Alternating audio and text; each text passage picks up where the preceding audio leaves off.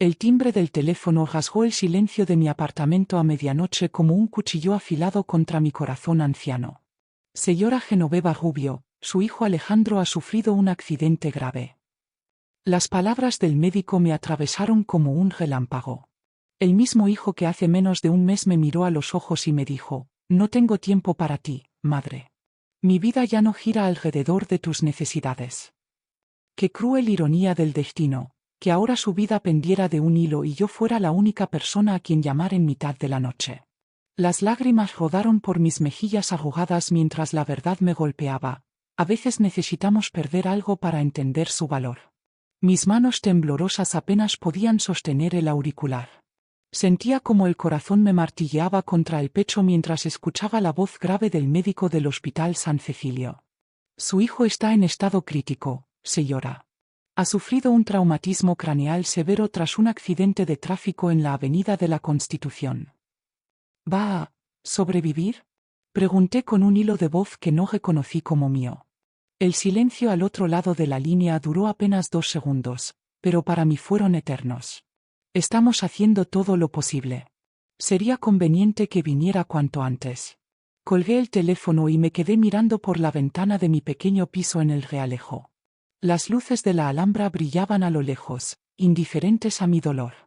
Granada dormía plácidamente mientras mi mundo se desmoronaba por segunda vez. A mis 78 años, pensaba que ya había experimentado todos los dolores posibles. Enviudé joven cuando Antonio falleció de un infarto fulminante dejándome sola con Alejandro, que apenas tenía 10 años. Trabajé como maestra en el Colegio Sagrado Corazón hasta que mis huesos comenzaron a protestar. Ahogué cada peseta, y luego cada euro, para que mi hijo pudiera estudiar empresariales en Madrid. Renuncié a mis propios sueños, a volver a enamorarme, a viajar. Todo por él. Y ahora, mientras buscaba mi abrigo y mi bolso con manos temblorosas, recordé el día que marcó el principio del fin. Era un domingo de marzo, hace exactamente 23 días. El aire olía a azahar y a las primeras flores de primavera. Había pasado la mañana preparando tortilla de patatas, gazpacho andaluz y flamenquines, los platos favoritos de mi hijo desde pequeño. Había comprado incluso esa tarta de la confitería López Mezquita que tanto le gustaba, aunque costara una pequeña fortuna para mi pensión de maestra jubilada. A las 2 de la tarde, cuando la mesa estaba puesta con mi mejor mantelería y las copas de cristal que solo usaba en ocasiones especiales, sonó el teléfono. Mamá, no puedo ir a comer. La voz de Alejandro sonaba distante, fría. Ha surgido un imprevisto con un cliente importante. Pero hijo, llevo toda la mañana cocinando. Podríamos cenar más tarde si quieres. No es cuestión de horarios, mamá, me interrumpió con impaciencia. No puedo estar pendiente de tus almuerzos interminables cada semana. Tengo una vida, responsabilidades, una empresa que dirigir. Solo quería verte, Alejandrito, murmuré, usando el diminutivo de su infancia. Hace casi un mes que no pasamos tiempo juntos. Se hizo un silencio tenso al otro lado de la línea antes de que estallara. Por el amor de Dios, mamá. ¿No lo entiendes? No tengo tiempo para ti. Mi vida ya no gira alrededor de tus necesidades. Tienes que entenderlo de una vez. Sus palabras me golpearon como bofetadas. Intenté responder, pero el nudo en mi garganta me lo impidió. Lo siento, no quería, comenzó a disculparse, pero su tono no mostraba arrepentimiento real. Mira, te llamaré otro día. Tengo que colgar. Y así, sin más, colgó dejándome con el teléfono en la mano y la mesa puesta para 2. Recuerdo que me senté sola frente a toda esa comida y lloré como no lo había hecho desde la muerte de Antonio. ¿En qué momento mi niño, aquel que me abrazaba con fuerza y me decía que era la mejor mamá del mundo, se había convertido en este hombre frío y distante? Culpé a Lucía, su esposa, una mujer ambiciosa de Madrid que siempre me miró por encima del hombro, como si mi acento andaluz y mis manos ásperas de trabajadora fueran algo vergonzoso. Culpé a sus amigos nuevos, empresarios con coches caros y relojes relucientes. Incluso culpé a Granada, por ser demasiado pequeña para las ambiciones de mi hijo, que ahora viajaba constantemente a Madrid y Barcelona para sus negocios. Pero en el fondo sabía que algo más ocurría. El distanciamiento había empezado hace 6 meses, cuando de repente comenzó a cancelar nuestros encuentros semanales. Las llamadas se volvieron más cortas y espaciadas. Las visitas de mis nietos, Martín e Isabel, se redujeron a apariciones fugaces en Navidad y en mi cumpleaños, siempre con prisa, siempre mirando el reloj. El taxi se detuvo frente al Hospital San Cecilio. Pagué con billetes arrugados y entré en el edificio iluminado con esa luz fluorescente que parece robarle el color a todo. El olor a desinfectante me recordó a los últimos días de Antonio, a la impotencia de ver cómo la vida se escapa entre tus dedos sin que puedas hacer nada. En recepción, una enfermera joven tecleaba en un ordenador con expresión aburrida. Soy Genoveva Rubio, la madre de Alejandro Rubio Méndez. Me han llamado porque ha tenido un accidente.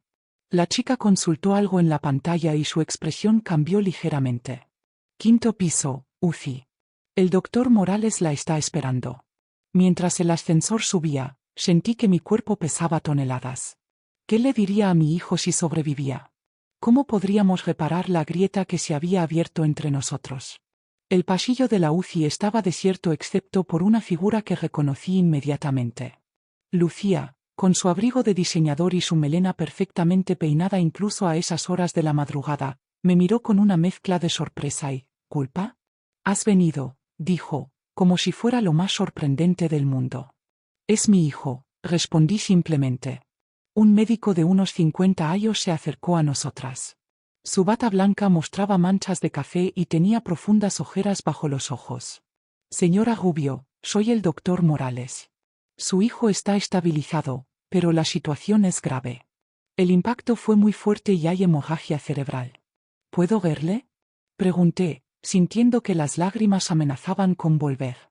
Brevemente. Está inconsciente y conectado a varios equipos. Le advierto que puede ser impactante.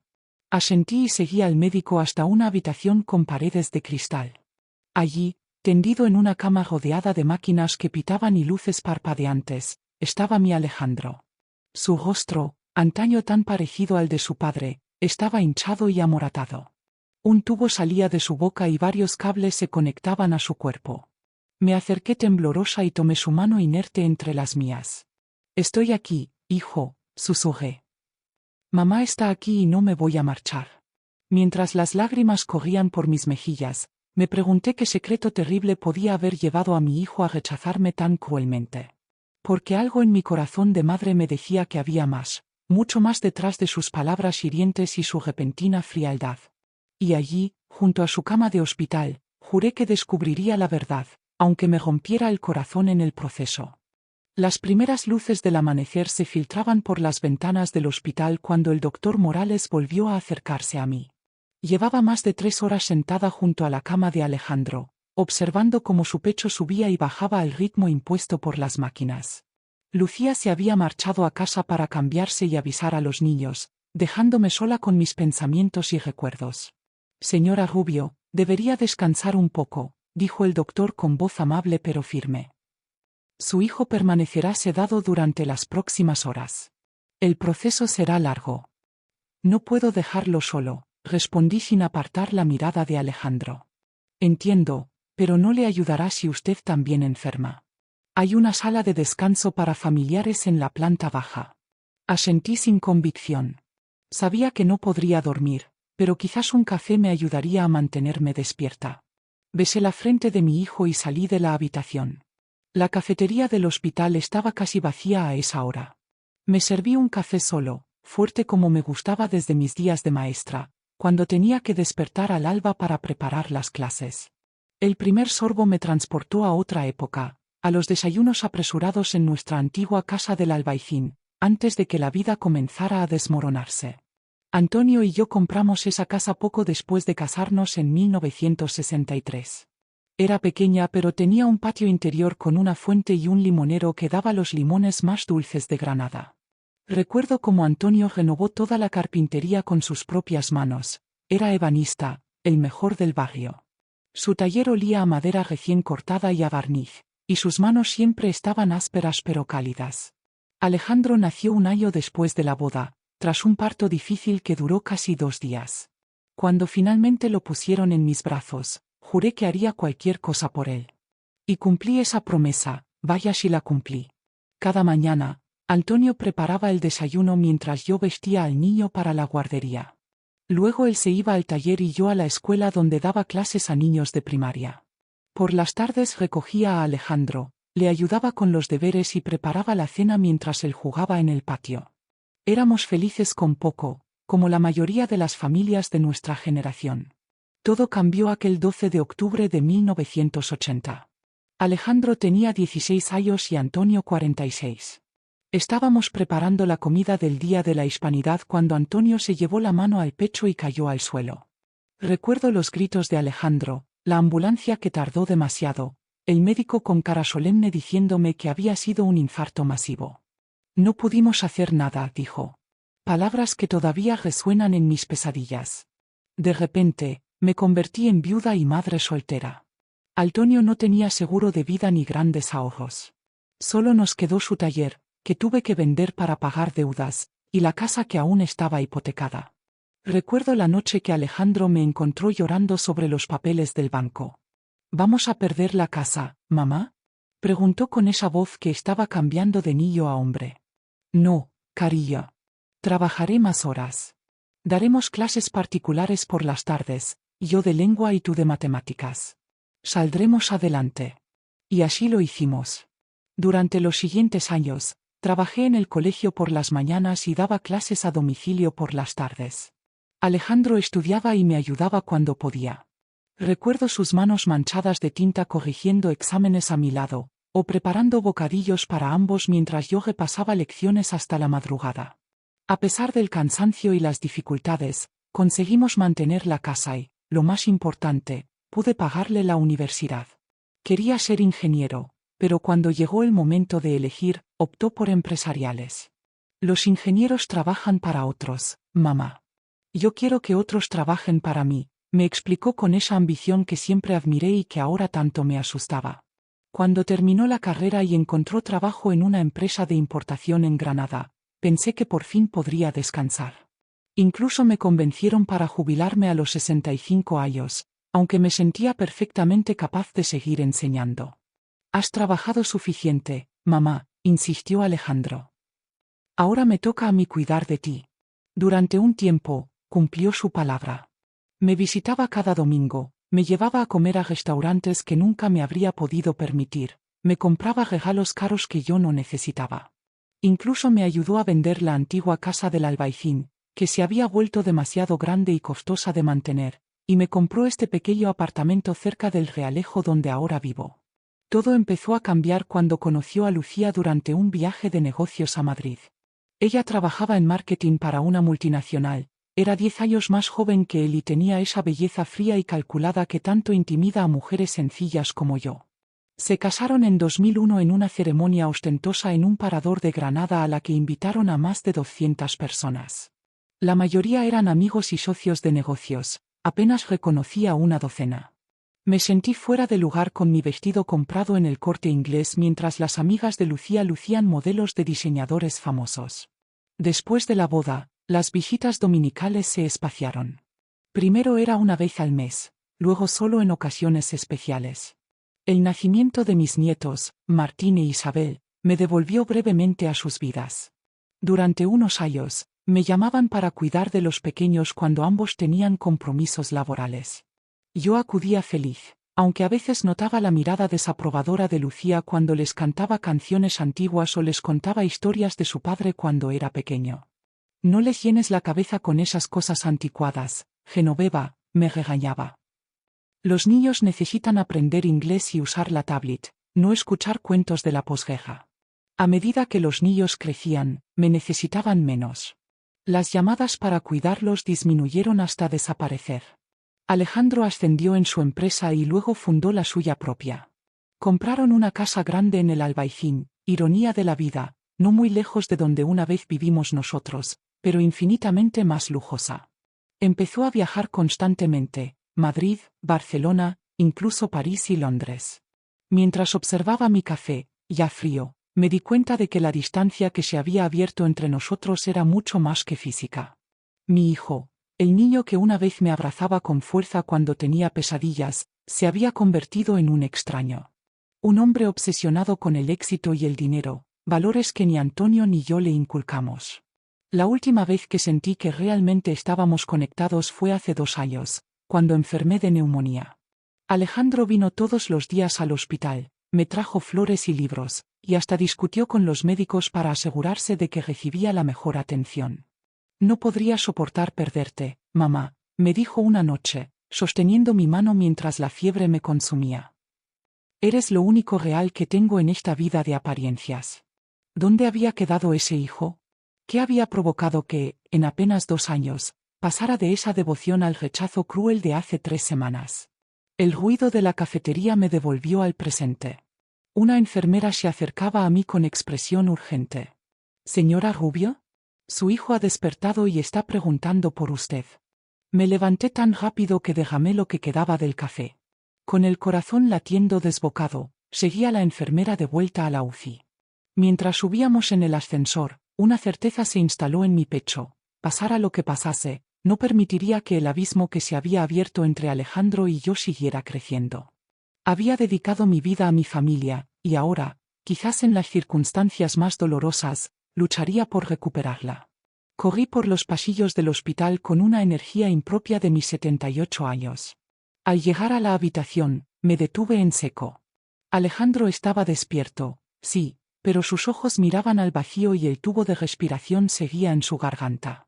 El doctor Morales me explicó que había mostrado signos de conciencia momentánea, una buena señal, pero había vuelto a sumirse en un estado semiconsciente. Es normal en estos casos, señora Rubio. El cerebro necesita tiempo para recuperarse. Me senté junto a la cama y tomé la mano de mi hijo entre las mías. Sus dedos, antes fuertes y seguros cuando firmaba contratos millonarios, ahora parecían frágiles y pálidos contra las sábanas del hospital. Estoy aquí, Alejandro. Sigo aquí, susurré mientras acariciaba su mano.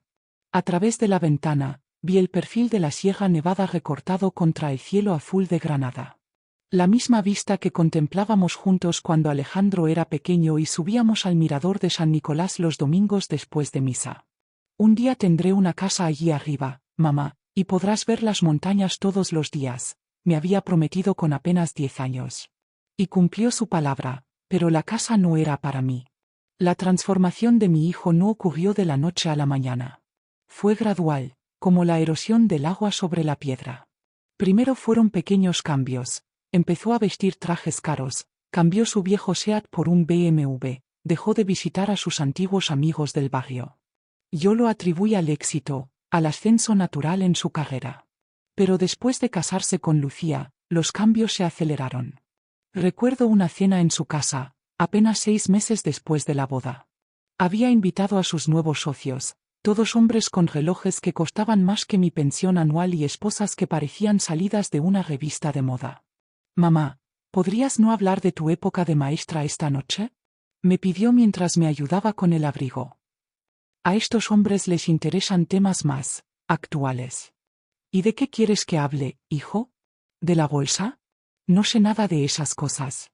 Quizás sea mejor que solo sonrías y asientas, sugirió con una sonrisa que pretendía ser cariñosa pero que me pareció condescendiente. Durante la cena, me sentí invisible. Alejandro, que antes presumía orgulloso de cómo su madre había sacado adelante la familia sola, ahora evitaba mirarme cuando contaba anécdotas de su infancia humilde, como si fuera un obstáculo superado más que un motivo de orgullo. Fue también en esa cena cuando noté por primera vez la influencia que Lucía ejercía sobre él. Bastaba una mirada suya para que Alejandro cambiara de opinión o interrumpiera una conversación. Era como si tuviera las cuerdas de una marioneta invisible atadas a mi hijo. Tu madre debería renovar su vestuario, la oí decir a Alejandro mientras recogían la mesa. Parece una típica abuela pueblerina. Fingí no escuchar, pero las palabras se clavaron en mi corazón como pequeñas agujas. ¿Era eso lo que mi hijo pensaba de mí? ¿Una vieja pueblerina que avergonzaba a su nueva familia? Los años siguientes trajeron más distanciamiento. Alejandro fundó su propia empresa de importación y exportación. Rubio Internacional, un nombre tan alejado de nuestro humilde apellido que casi me resultaba cómico. El negocio creció rápidamente, absorbiendo todo su tiempo y energía. Los domingos familiares se convirtieron en breves visitas mensuales, siempre apresuradas, siempre con Alejandro mirando constantemente su reloj o respondiendo correos en su teléfono. Lo siento, mamá, pero este cliente es crucial. Miles de euros en juego. Se disculpaba cada vez que interrumpía nuestra conversación para atender una llamada. Luego vinieron los nietos, mi última esperanza de mantener vivo el vínculo familiar. Martín nació en 2003 e Isabel en 2005. Durante sus primeros años, me convertí en su cuidadora habitual cuando Lucía retomó su trabajo en marketing. Fueron años felices, en los que recuperé algo de la alegría perdida. Les enseñé a hacer tortilla de patatas, les conté los mismos cuentos que había contado a su padre, les mostré álbumes de fotos antiguas donde Alejandro aparecía con las mismas sonrisas y gestos que ahora veía en ellos. Pero conforme crecían, Lucía comenzó a llenar sus agendas con actividades que dejaban poco espacio para visitas a la abuela, clases de inglés, tenis, natación, piano. Los niños necesitan prepararse para el futuro, Genoveva, me explicó una tarde mientras recogía a los pequeños de mi casa. El mundo es muy competitivo ahora, no como en tu época. En mi época también era importante jugar y disfrutar de la familia, respondí, ganándome una mirada gélida. Precisamente por eso España quedó tan atrasada respecto a Europa, replicó con ese tono de superioridad que tanto me dolía. Nosotros queremos que nuestros hijos tengan oportunidades globales. Poco a poco, las visitas de mis nietos se redujeron a cumpleaños y navidades. Martín, que había sido un niño cariñoso y expresivo, se volvió distante y absorbido por los videojuegos. Isabel, mi pequeña artista que solía dibujarme retratos, ahora apenas levantaba la vista de su teléfono móvil cuando venían a verme. Intenté adaptarme. Me compré un ordenador y aprendí a usar el correo electrónico y Facebook para mantenerme en contacto con ellos. Incluso le pedí a una vecina joven que me enseñara a enviar WhatsApps desde mi teléfono nuevo, regalo de Alejandro en mi último cumpleaños. Así podremos estar en contacto más fácilmente, había dicho al entregármelo. La realidad fue bien distinta. Mis mensajes recibían respuestas cada vez más espaciadas y breves. A veces pasaban días antes de que Alejandro contestara, y cuando lo hacía, era con frases cortas y genéricas. Todo bien, muy ocupado. Los niños bien, muchos deberes. Hablamos pronto. El año pasado decidí tomar la iniciativa. Organicé una comida familiar en mi pequeño apartamento para celebrar la Semana Santa. Pasé 3 días cocinando los platos favoritos de todos: torrijas para Martín, potaje de Cuaresma para Lucía, que siempre presumía de cuidar su figura, cordero asado como le gustaba a Alejandro. 2 horas antes de la comida, recibí un mensaje de mi hijo: lo siento, mamá, ha surgido una emergencia con un envío a Berlín. Imposible ir hoy. Te compensaremos. Miré la mesa puesta para 5, los platos que había preparado con tanto esmero, y por primera vez en mi vida, sentí verdadera rabia hacia mi hijo. No tristeza, no decepción, sino pura y ardiente rabia. Cogí el teléfono y llamé, algo que rara vez hacía porque sabía lo mucho que le molestaban las interrupciones. ¿Es que tu familia ya no es importante para ti, Alejandro? Le pregunté sin saludar siquiera. Se hizo un silencio al otro lado de la línea. Mamá, no es justo. Sabes que mi trabajo. Tu trabajo. ¿Qué hay de tu madre? ¿Qué hay de tus hijos, que apenas conocen a su abuela? Estás exagerando como siempre. Su tono se volvió frío. Los niños te ven en todas las fiestas importantes. ¿Llamas ver a estar 2 horas sentados en mi salón con la vista fija en sus teléfonos? Otro silencio, y luego un suspiro cansado. Mira, no tengo tiempo para esto ahora. Hablamos otro día, ¿vale? Y colgó. Me quedé mirando el teléfono, incapaz de creer que mi hijo, mi Alejandro, pudiera tratarme con tal desprecio. Esa noche lloré hasta quedarme dormida, rodeada de comida que nadie comería. Después de ese día, mis intentos de acercamiento se volvieron menos frecuentes. El orgullo herido y el miedo al rechazo pesaban más que mi deseo de verlos. Hasta que hace 3 semanas, tras casi 2 meses sin noticias, decidí llamar una última vez. Y obtuve aquella respuesta que marcó el principio de este calvario: no tengo tiempo para ti, mamá. Un suave gemido me devolvió al presente. Alejandro movía ligeramente los dedos entre los míos. Sus párpados temblaron, como si quisiera abrir los ojos pero no encontrara la fuerza necesaria. Acerqué mi rostro al suyo. Estoy aquí, hijo. Mamá está aquí, susurré cerca de su oído. Y no importa lo que haya pasado, no voy a dejarte. Nunca te he dejado y nunca lo haré. Una lágrima rodó por la mejilla de Alejandro. No sé si me escuchó o si fue una reacción involuntaria. Pero en ese momento, juré que descubriría que había causado realmente nuestra separación. Porque algo en mi corazón me decía que había más, mucho más detrás de esta distancia creciente que lo que mis ojos podían ver. El mediodía daba paso a la tarde cuando Lucía apareció por la puerta de la habitación.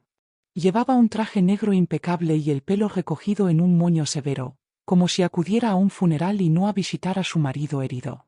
Tras ella, mis nietos Martín e Isabel entraron cabizbajos. A sus 21 y 19 años respectivamente, parecían dos extraños para mí. ¿Cuándo había crecido tanto Martín? ¿En qué momento Isabel había abandonado sus coletas por ese cabello teñido de castaño oscuro? Abuela, musitó Isabel, acercándose para darme un beso fugaz en la mejilla. Olía a perfume caro y a una juventud que se me escapaba entre los dedos. Martín apenas me miró, concentrado en el cuerpo inmóvil de su padre. ¿Cómo está?, preguntó Lucía, dirigiéndose directamente al médico que acababa de entrar, como si yo fuera invisible. Estable dentro de la gravedad, respondió el doctor Morales. Ha mostrado algunos signos de conciencia, lo cual es positivo. Mientras ellos hablaban sobre términos médicos que apenas comprendía, mi mente volvió al día que marcó el verdadero punto de ruptura en nuestra familia. Un recuerdo que había intentado enterrar pero que ahora, en la aséptica habitación de hospital, volvía a mí con una claridad dolorosa. Era el 23 de abril, día de San Jorge, cumpleaños de Martín.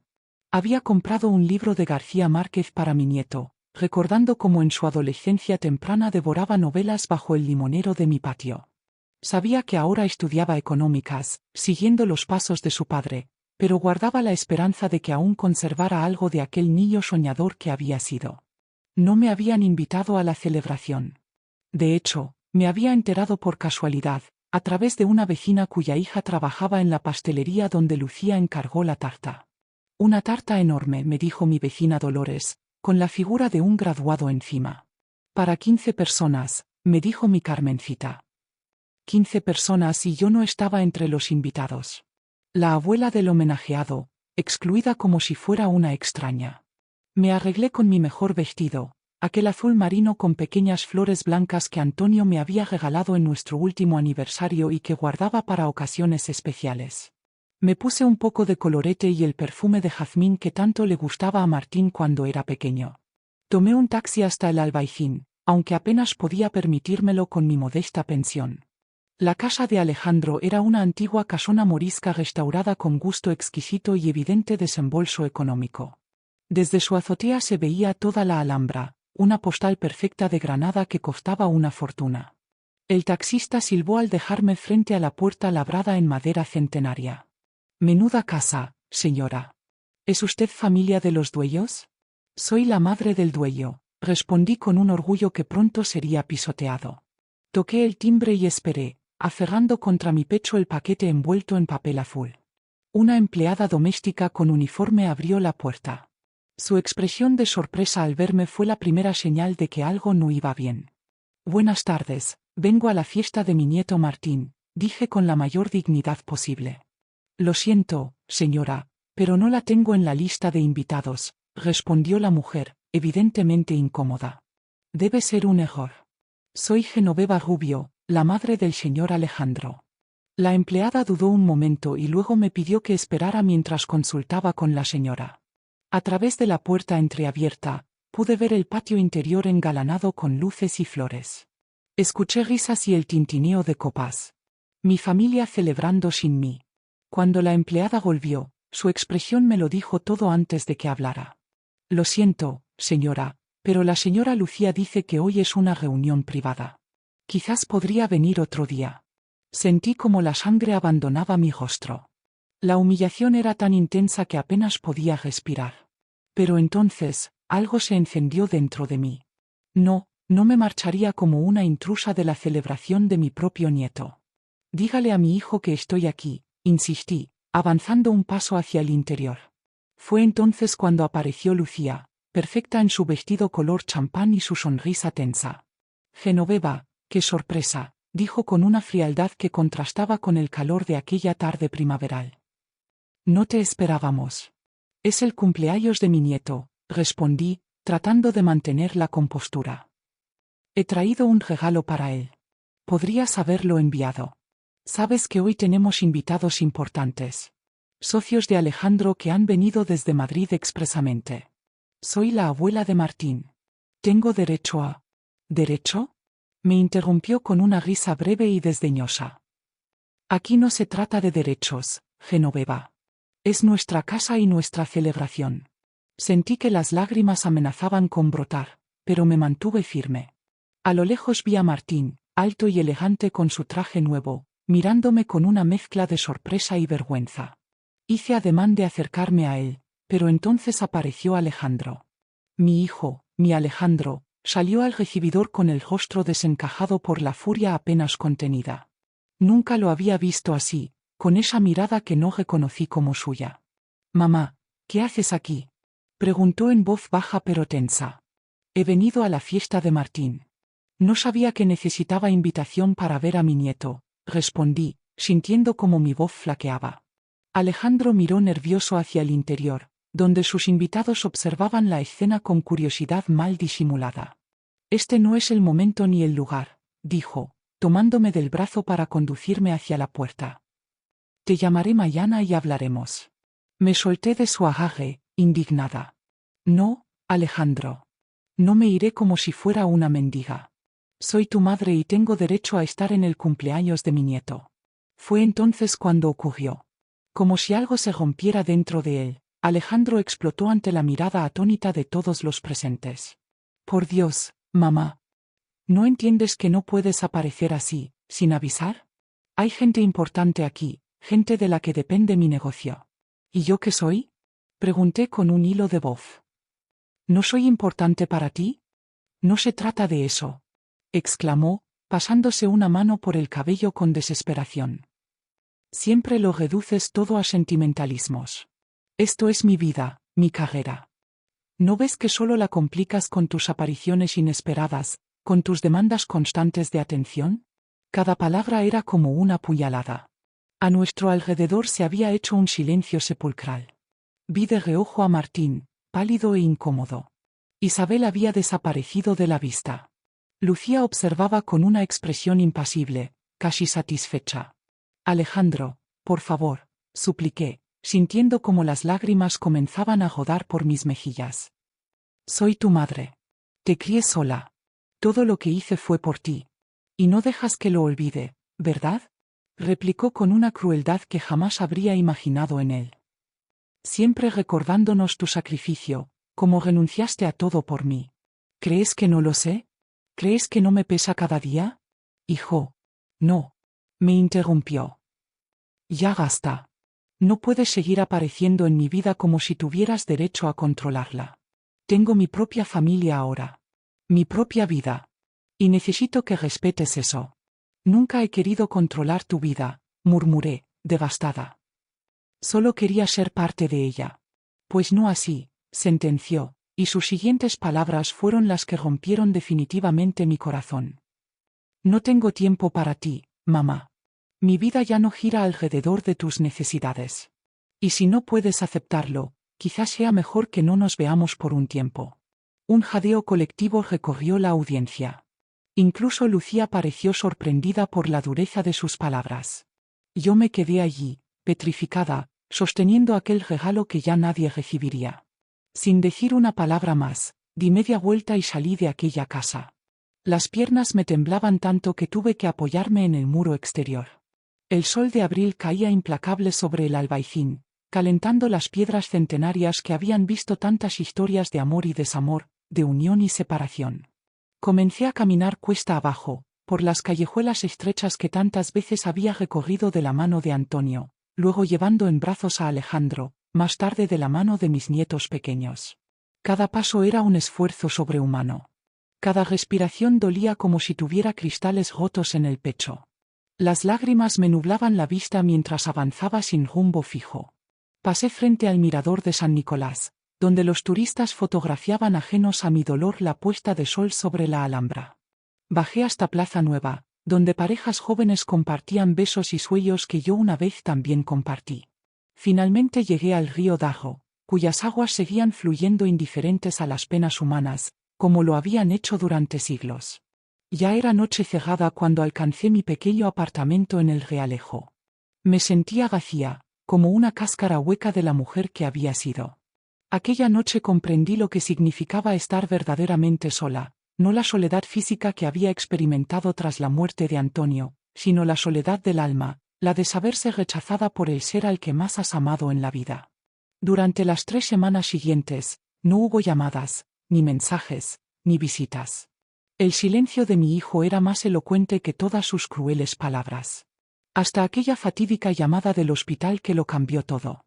«Abuela, ¿estás bien?». La voz de Isabel me devolvió al presente.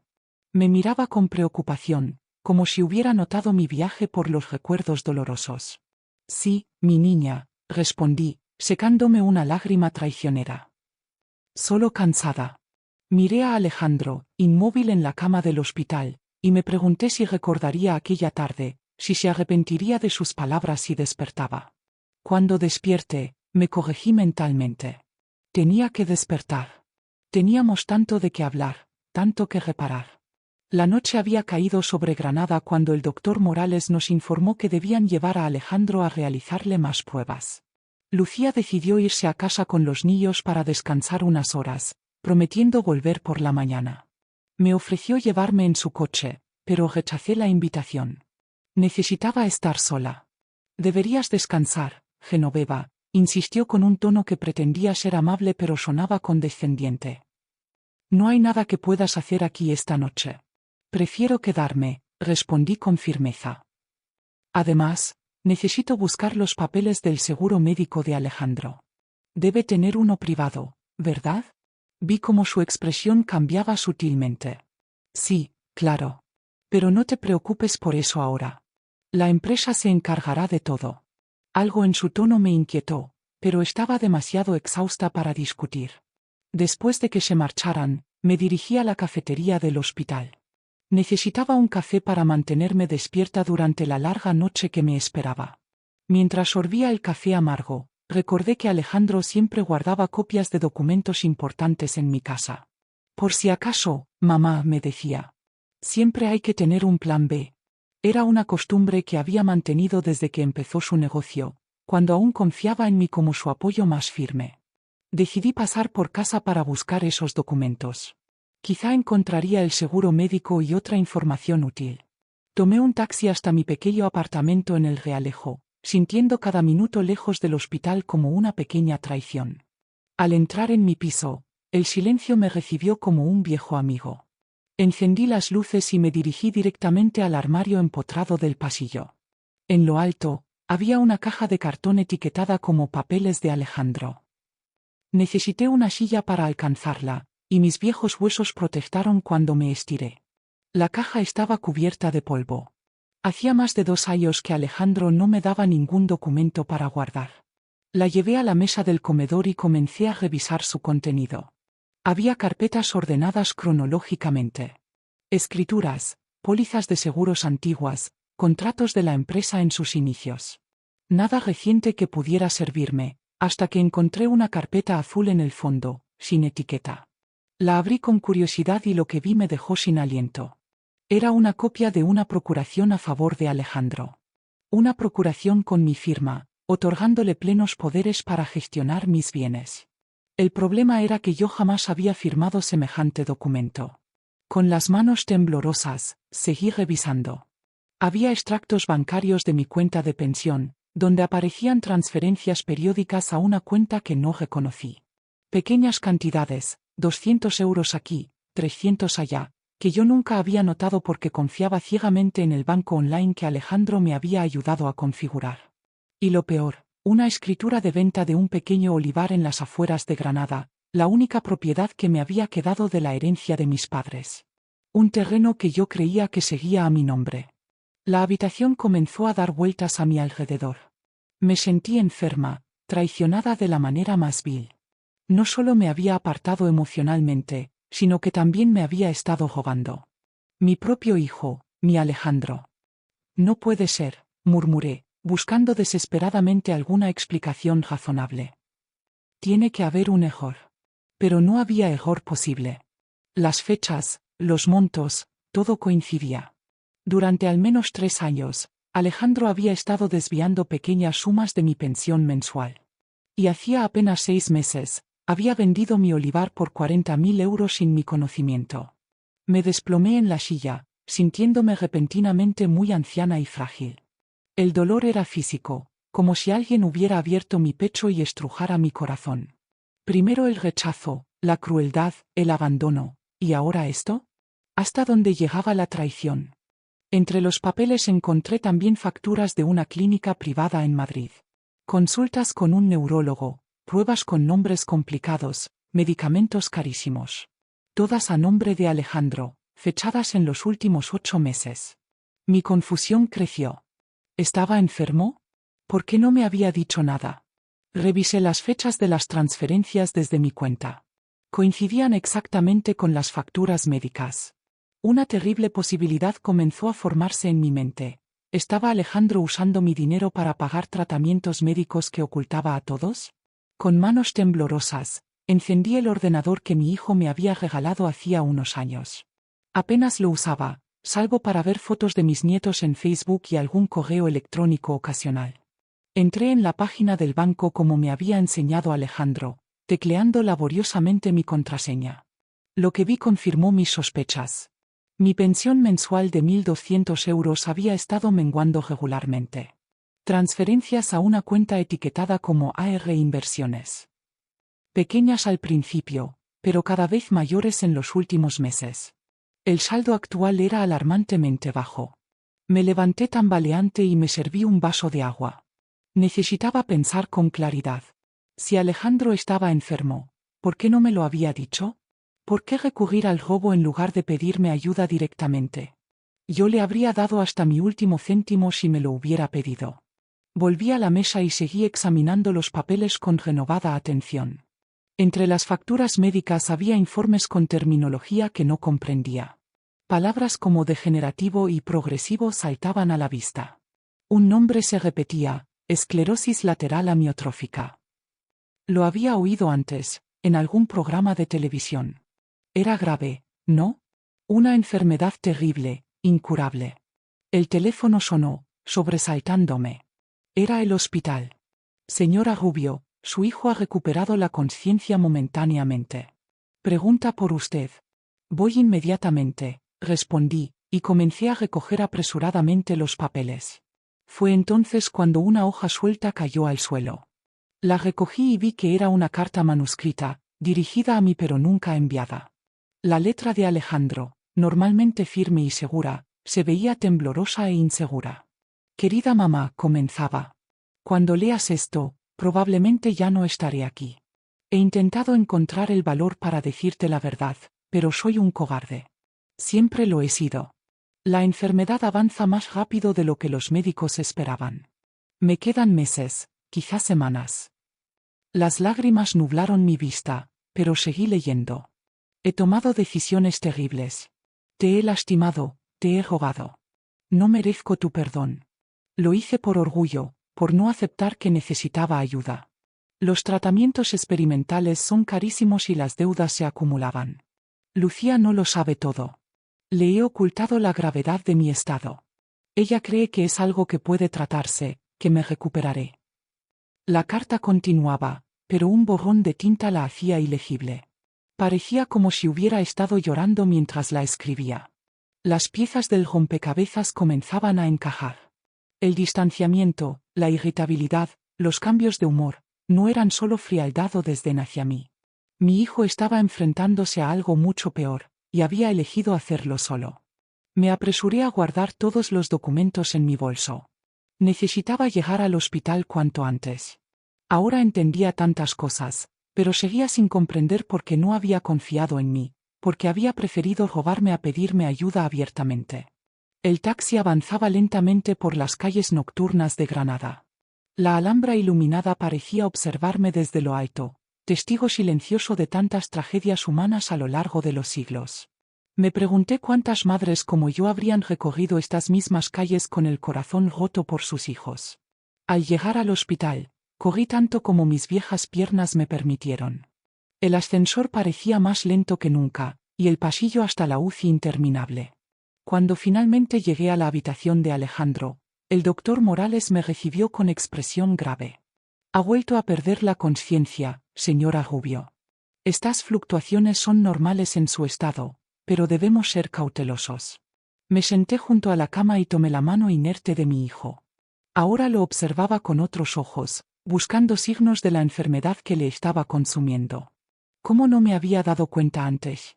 Las manos más delgadas, el tono muscular disminuido, esas ojeras profundas que atribuye al exceso de trabajo. ¿Por qué no confiaste en mí, hijo? Susurré, acariciando su frente. ¿Por qué elegiste cargar solo con este peso? No hubo respuesta, solo el pitido constante de las máquinas. Saqué la carta de mi bolso y la releí a la tenue luz de la habitación. La última línea legible me rompió el corazón. Te he apartado para protegerte. No quería que me vieras así. Doblé cuidadosamente la carta y la guardé. La traición financiera que había descubierto ahora tomaba un cariz diferente. No menos dolorosa, pero al menos comprensible desde la desesperación de un hijo que no quería ser una carga. Siempre fuiste demasiado orgulloso, murmuré, limpiando una lágrima que caía por mi mejilla. Igual que tu padre. Pero no tenías que hacer esto solo. No tenías que rogarme. Yo te lo habría dado todo. Alejandro permaneció inmóvil, pero me pareció ver un ligero movimiento bajo sus párpados. ¿Estaría sollando? ¿Podría escucharme? Te perdono, hijo, dije con firmeza, apretando su mano. Pero cuando despiertes, tendremos que hablar. Ya no más secretos entre nosotros. Ya no más distancia. Y así pasé la noche, velando a mi hijo, con la evidencia de su traición y su enfermedad guardada en mi bolso. La verdad, tan dolorosa como liberadora, por fin salía a la luz. Ahora solo quedaba esperar que Alejandro despertara para enfrentarla juntos. El amanecer me sorprendió dormitando en la incómoda silla junto a la cama de Alejandro. Los primeros rayos del sol filtrándose por la ventana dibujaban patrones en el suelo aséptico de la habitación. Un enfermero entró silenciosamente para cambiar el gotero y revisar las constantes vitales. «Buenos días, señora», saludó en voz baja. «El doctor pasará en breve para la ronda matutina». Asentí, estirando mis articulaciones entumecidas. Había pasado toda la noche alternando entre la vigilia y un sueño inquieto, con los documentos que había encontrado pesando en mi conciencia como piedras. A las 8 en punto, la puerta se abrió y entró un médico que no había visto antes. Alto, con el cabello canoso y gafas de montura metálica. Algo en su rostro me resultaba vagamente familiar. ¿Genoveva? ¿Genoveva Rubio?, preguntó, mirándome con sorpresa. Le observé confundida hasta que, de pronto, lo reconocí. ¿Fernando? ¿Fernando Ortega? Una sonrisa cansada iluminó su rostro. Fernando había sido compañero de Antonio en la universidad, antes de que la vida nos llevara por caminos diferentes. Nos habíamos encontrado ocasionalmente en bodas, funerales y alguna reunión de antiguos alumnos. «¿Cuántos años, Genoveva?», dijo, acercándose para darme 2 besos. «Lamento que nos reencontremos en estas circunstancias». «¿Eres el médico de Alejandro?». «Soy neurólogo en este hospital». «Me incorporaron al equipo anoche cuando vieron los resultados de algunas pruebas», explicó, dirigiendo su mirada hacia mi hijo. «No sabía que era tu hijo. Ha pasado tanto tiempo». Fernando revisó el historial y los monitores con gesto profesional. Luego me invitó a salir al pasillo. «El accidente ha sido grave, pero hay algo más que me preocupa», comenzó, bajando la voz. «Las resonancias muestran anomalías que no son consecuencia del traumatismo. Anomalías que yo ya conocía». Le miré sin comprender. «Alejandro ha sido mi paciente durante los últimos 8 meses, Genoveva. En la clínica privada donde trabajo por las tardes en Madrid». Mi corazón dio un vuelco. Las facturas que había encontrado. ¿Qué tiene mi hijo, Fernando? Pregunté directamente. Fernando suspiró profundamente, como si el peso de sus palabras fuera demasiado para él. ELA. Esclerosis lateral amiotrófica. Una variante de progresión rápida. Aunque ya lo sospechaba tras leer los documentos, escucharlo en voz alta fue como recibir un puñetazo en el estómago. ¿Lo sabe su familia? Preguntó Fernando. No lo sé, respondí sinceramente. Yo me enteré anoche, encontré unos papeles, me detuve, incapaz de confesar que mi propio hijo me había estado rogando para pagar sus tratamientos. Fernando pareció entender mi reticencia. Me pidió expresamente que no contactara con su familia. Insistió en que quería manejar la situación a su manera. Le aconsejé que buscara apoyo, que no lo enfrentara solo, pero Fernando se encogió de hombros. Ya sabes cómo son estos jóvenes ejecutivos. Piensan que son invencibles. ¿Cuánto tiempo? No pude terminar la pregunta, pero Fernando entendió. Es difícil saberlo con exactitud. La progresión es rápida en su caso. Quizás un año, tal vez menos. Me apoyé contra la pared, sintiendo que las piernas me fallaban. Y ahora, con el accidente. Complica todo, sí. Pero Alejandro es fuerte. Y ahora te tiene a ti. En ese momento, escuché voces alteradas acercándose por el pasillo. Lucía avanzaba a paso rápido, seguida por Martín e Isabel. Su expresión cambió al vernos hablando. ¿Quién es usted? Preguntó directamente a Fernando. ¿Por qué está hablando con mi suegra sobre mi marido? Soy el doctor Ortega, neurólogo, respondió Fernando con calma profesional. Estoy en el equipo que atiende a su esposo. Pues cualquier información sobre mi marido debe pasar primero por mí, replicó Lucía con frialdad. Yo soy quien toma las decisiones médicas. Fernando me dirigió una mirada de disculpa y se retiró tras prometer volver más tarde. Quedé sola frente a Lucía y mis nietos, sintiendo el abismo que nos separaba más profundo que nunca. ¿Qué te ha dicho? Exigió saber Lucía en cuanto Fernando desapareció. Es un viejo amigo de la familia, respondí evasivamente.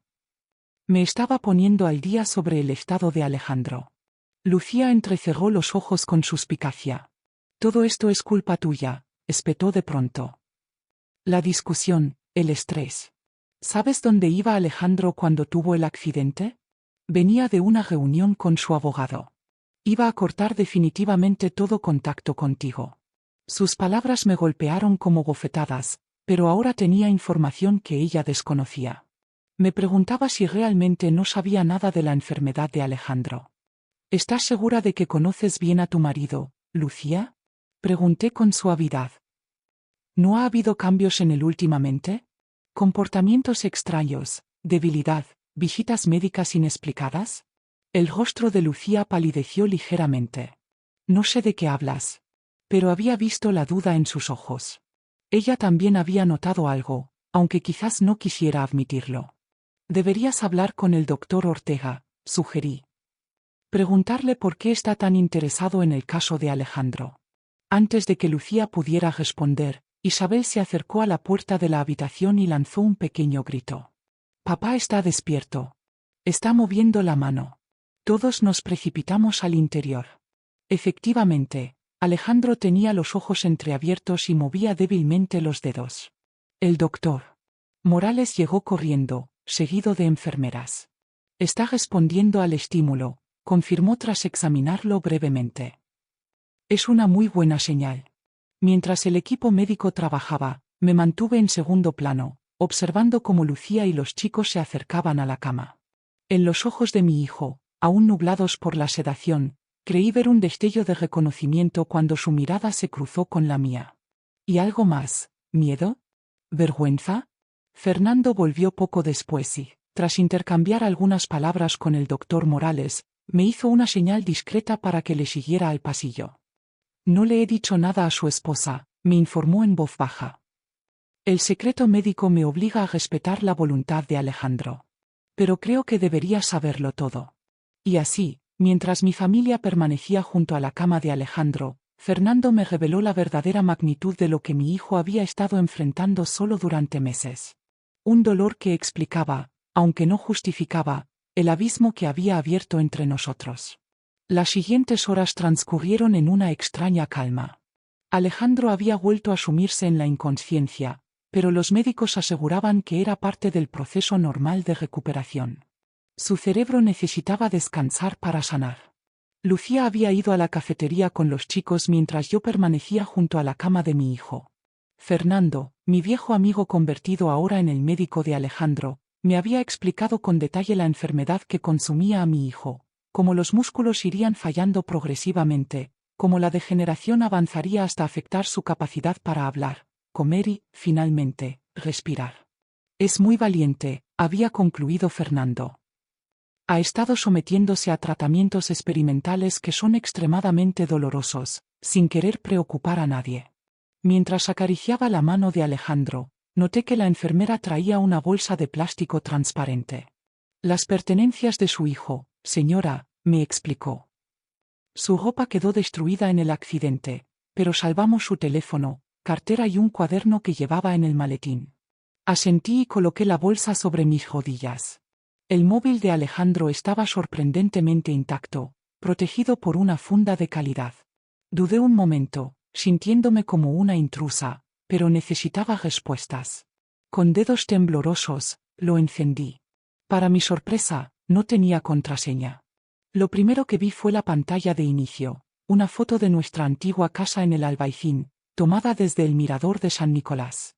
No una foto de su esposa o sus hijos, sino de la casa donde creció. Algo se removió en mi interior.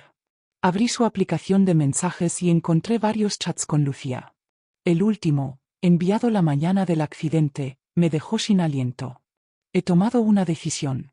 No puedo seguir mintiendo a mi madre. Después de ver al abogado, iré a hablar con ella. Se merece saber la verdad, por muy dolorosa que sea. Y se merece todo lo que pueda dejarle para cuando yo no esté. La respuesta de Lucía era cortante: haz lo que quieras, pero recuerda nuestro acuerdo. Mi silencio tiene un precio. Sentí náuseas. ¿Qué clase de acuerdo tenían? ¿Qué silencio estaba comprando mi hijo? Seguí explorando y encontré un chat con un contacto llamado simplemente Doc. Era Fernando. La conversación revelaba meses de tratamientos fallidos, efectos secundarios devastadores, y una pregunta recurrente de Alejandro: ¿cuánto tiempo me queda? Dejé el teléfono a un lado, abrumada, y tomé el cuaderno. Era una agenda de piel negra, elegante y discreta como todo lo que Alejandro había elegido en los últimos años. Al abrirla, me sorprendió ver que no contenía citas de negocio sino anotaciones personales. Un diario. La letra de mi hijo, normalmente firme y decidida, se volvía más irregular en las entradas más recientes. Comencé a leer una página fechada 3 meses atrás. Hoy he visto a mamá desde lejos. Estaba comprando en el mercado, con esa bolsa de tela que usa desde que yo era niño. Se la veía tan frágil y a la vez tan fuerte. No me atrevía a acercarme. Los temblores son ya demasiado evidentes y no quiero que me vea así. Ella, que siempre me vio como su orgullo, su hombrecito fuerte. ¿Cómo explicarle que en unos meses no podré ni sostener una cuchara? Es mejor que me recuerde cómo era antes. Las lágrimas nublaron mi vista. Pasé algunas páginas y encontré una entrada de hace 6 semanas. Lucía ha descubierto las transferencias a la cuenta para mamá. Está furiosa. Dice que estoy dilapidando la herencia de nuestros hijos en compensaciones innecesarias. No entiende que es lo mínimo que puedo hacer después de haber usado el dinero de mamá para mis tratamientos. Hemos tenido la peor discusión de nuestro matrimonio.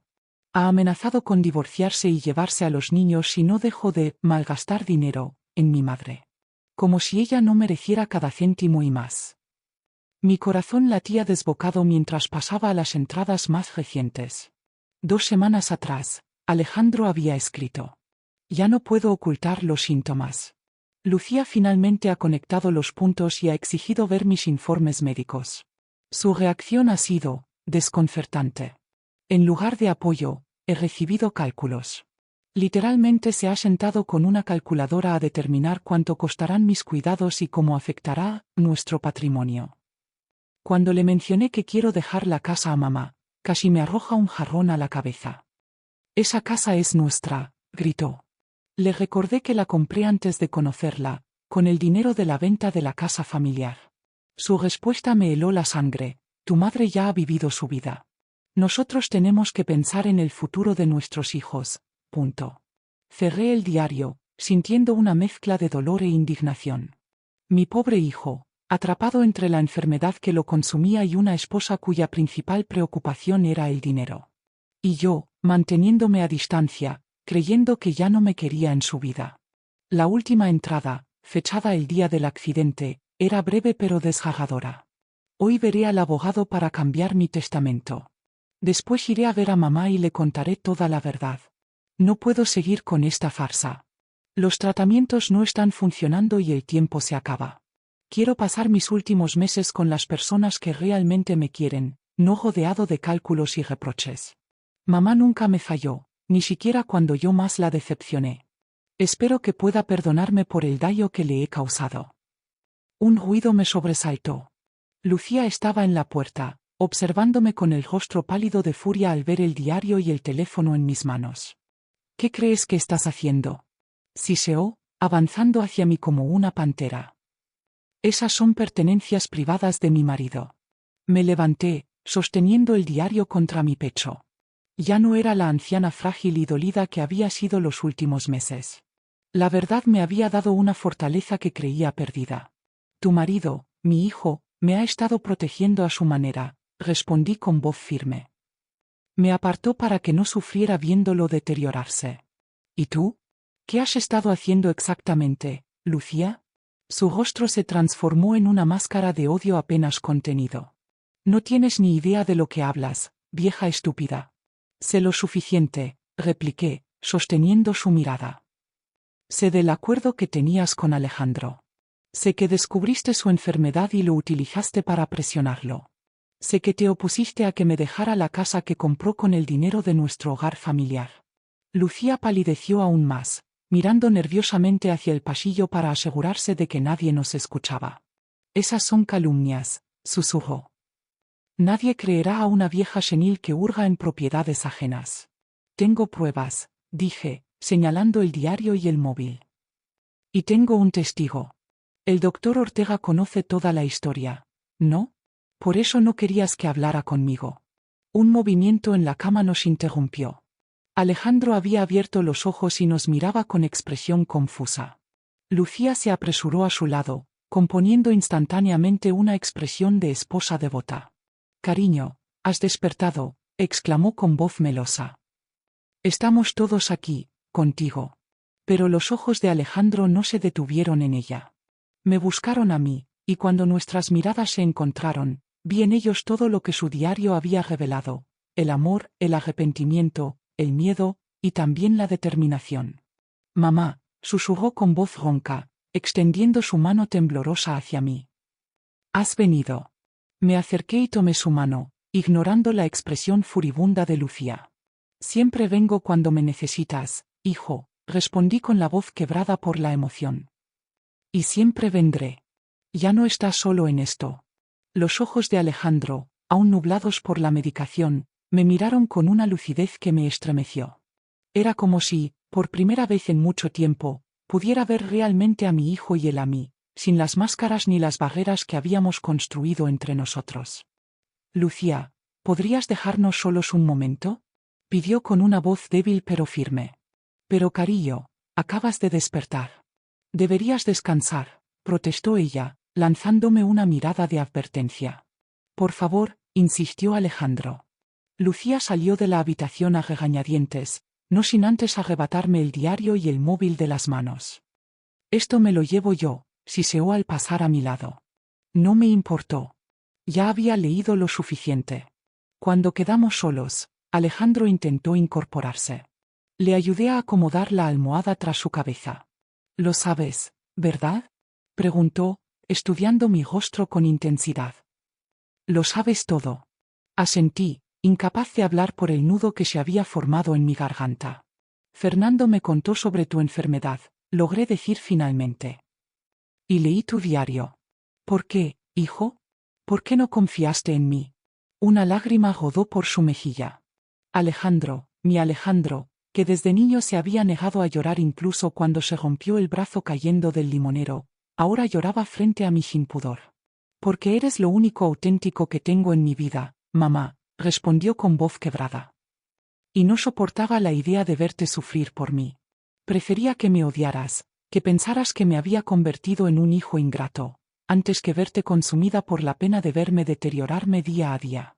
Eso no es decisión tuya, le reproché con dulzura, secando sus lágrimas. Ser madre no es solo para los momentos felices, Alejandro. Es para toda la vida, para lo bueno y para lo malo. Lo sé. Ahora lo sé, admitió. Iba a verte el día del accidente. Había decidido contarte la verdad, pedirte perdón. Cambié mi testamento esa misma mañana. Me contó entonces cómo había descubierto la enfermedad hace 8 meses. Los primeros síntomas, tropiezos inexplicables, debilidad en las manos, calambres nocturnos. El diagnóstico devastador. La negación inicial.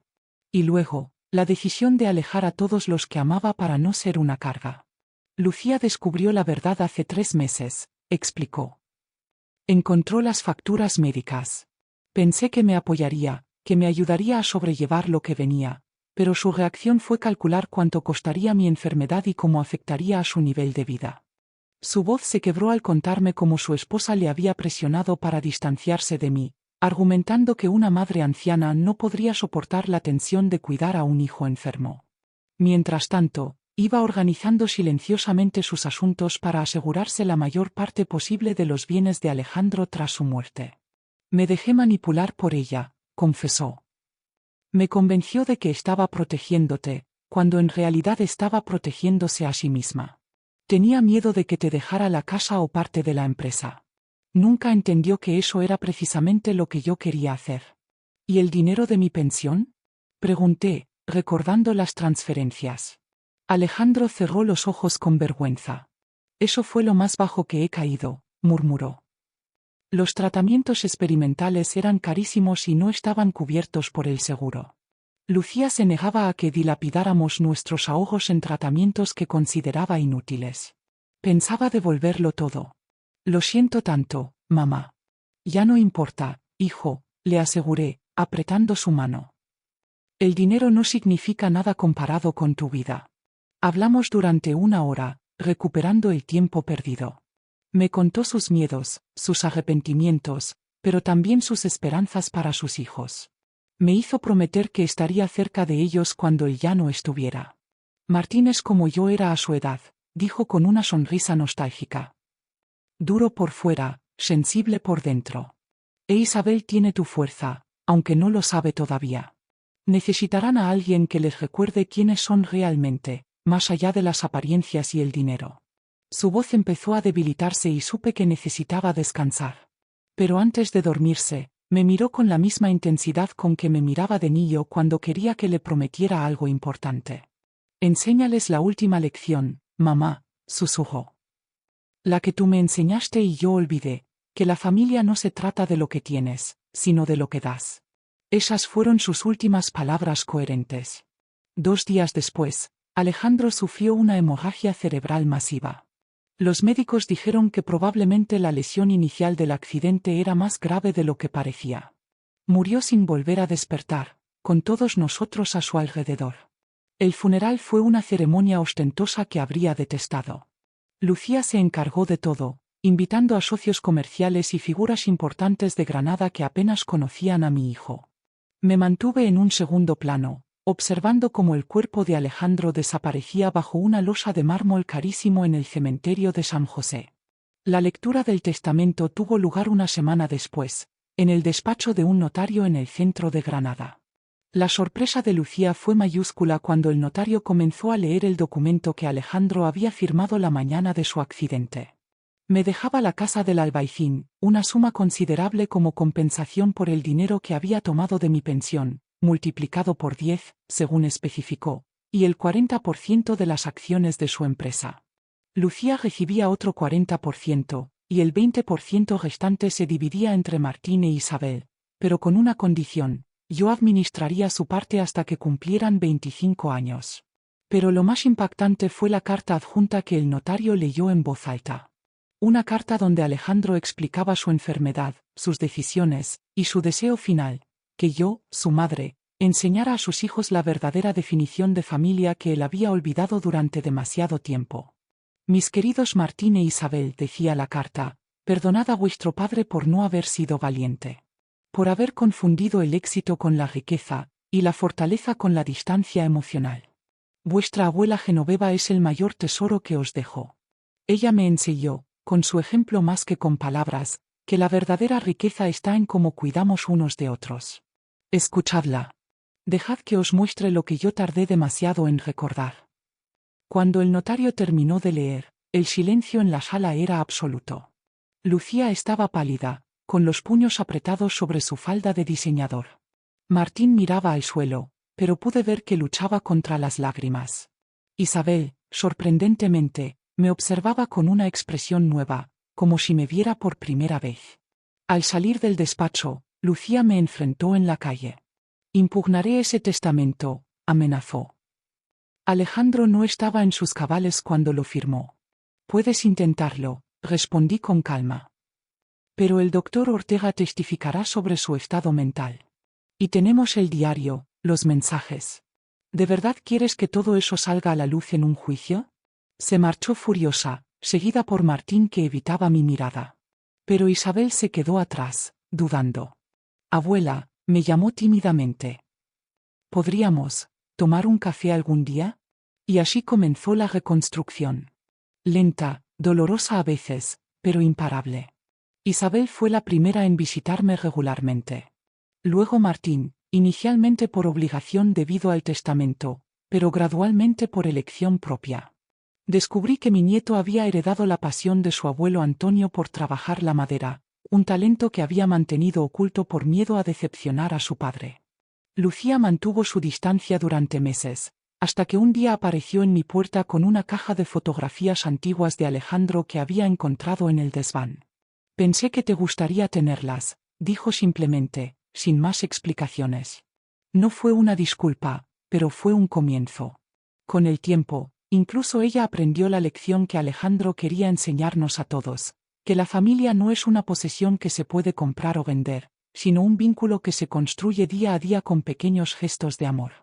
Hoy, 3 años después de la muerte de mi hijo, estamos celebrando el cumpleaños de Isabel en el patio de la casa del Albaicín, bajo el nuevo limonero que Martín plantó en honor a su padre. No somos una familia perfecta. Las heridas tardan en sanar y algunas cicatrices nunca desaparecerán. Pero estamos aquí, juntos, aprendiendo la última lección que nos dejó Alejandro, que incluso en la pérdida más dolorosa puede florecer una nueva oportunidad para amar.